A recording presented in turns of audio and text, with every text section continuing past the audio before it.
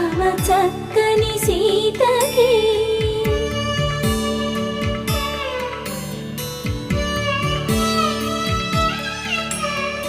ఎర్ర జాబిలి చేయి